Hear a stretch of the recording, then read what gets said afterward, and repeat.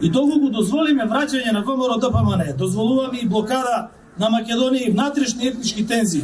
Тоа е огромна штета за еднината на државата. И според мене, тоа е клучната опасност од доаѓањето на власт на ВМРО ДПМН и режимот во најава. Затоа апелирам до граѓаните, до сите прогресивни сили кои ќе излезат на гласање на 8 мај, да имаат предвид дека едината на земјата е под сериозна закана. А ако десничарска партија како ВМРО добие таква моќ, со сите државни ресурси на располагање, може да се соочиме со крајот на нашата европска перспектива. Од тука го честитаме 1 мај, Меѓународниот ден на трудот, и се обврзуваме како идна влада со програмата Платформа 1198, дека ќе имаме широк диалог со синдикатите, дека ќе направиме економска трансформација од која ќе бидат задоволни сите граѓани на Република Македонија, ветуваме жестока борба со корупцијата и секако конечно завладејување на правото. Македонија мора повторно да биде твоја и повторно да биде горда.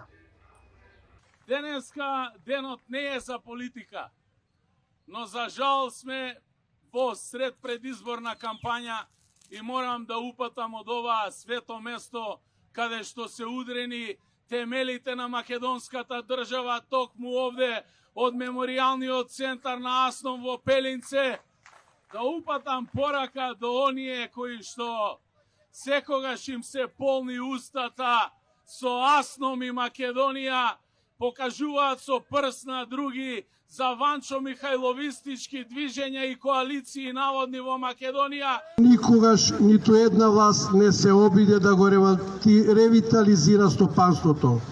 Туку успеа да го избркаат работникот, да избркаат повеќе стотици илјади млади луѓе од државата, кои во потрага по подобар живот и стандард се населија секаде низ светот. Пред наши очи гледавме како ги уништуваат капацитетите како кожара, газела, медицинска пластика, стаклара, еврокомпозит, охис, алумина, топилница Велес. Отворањето на економски перспективи на државата, создавање на услови за зголемување на бруто домашниот производ преку зголемената додадена вредност на ниво на држава, на годишно ниво. Интегра Македонска конзервативна партија во економски оддел има сијасет на иновативни иновацијски решенија, кои што нормално не би била интегра ако не интегра се изненадување на овие парламентарни избори. За прв пат на политичката сцена, нели ние го уведоме принципот на растретување на бремето од леките на населението, особено на ранливите категории на граѓани. Едноставна е пораката. На овие избори имате 3 платформи, за вас е да одлучите за која сте. Првата платформа е веќе познатата тиранска платформа, таму нема разлика дали се Европски фронт, ДУИ, Вреди, тоа се иста матрица, тоа е необалистичка матрица која тежи кон разградување на државата. Втората е Софиската платформа која ја поддржуваат македонските буржујски партии, одродената македонска елита, тоа се СДС и ДПМН. Едните ја поддржуваат отворено, другите латентно. И нашите информации говорат дека во првите 100 до 200 дена тие се веќе договорени да ги внесат бугарите во устав. И третата е нашата платформа, онаа која ја застапува левица. Денеска ви ја представуваме една од заложбите на политичката програма Европа 2030 на Европскиот фронт, спроведување на процесот на проверка за сите носители на политички функции и носители на големи одговорности во областа на судството и борбата против криминалот и корупцијата. Без воспоставување на еден ефикасен механизам и објективен скенер на чистотата на личностите кои преземаат јавна одговорност, како што е проверката, не може да се постигне напредок во борбата против криминалот и корупцијата. Владењето на правото, правната држава и доброто владење гарантираат еднаква лојалност и одговорност за секој граѓани. Денеска користам прилика да честитам празник на работниците. И во нашата програма силно ќе се залагаме за нивните права, за повеќе да намали ставката на невработеност.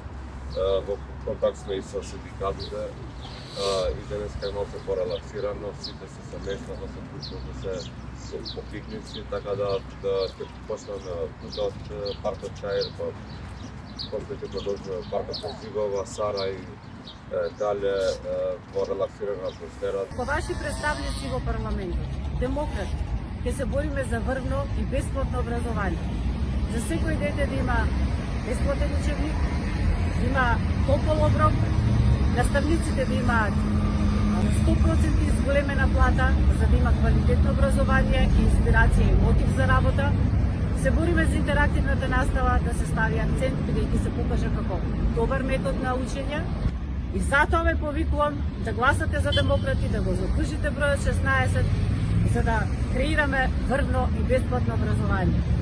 Корупцијата, морам да кажам дека ова општество навистина оваа рака рана дозволува не само да се шири, него и да не загрози и екзистенционално и идејно.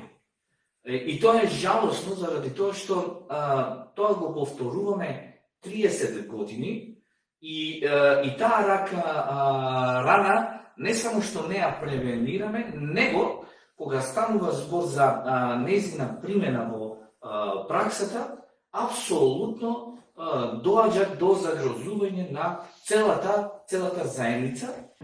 Нашата платформа како политичка партија Нова алтернатива е соработка со сите оние кои што се против криминалната приватизација, корупцијата, олигархијата и крупниот капитал. На Штипјани, како што се менува власта на секои 4 години, им се ветуваат истите проекти. Но сепак и по 30 години Штипјани немаат нова клиничка болница, ги немаат ветените инфраструктурни проекти, немаат достоинствен живот. Со правда, правичност и просперитет, со новите луѓе и новата енергија, ве повикувам да гласате за бројот 9 и Нова алтернатива.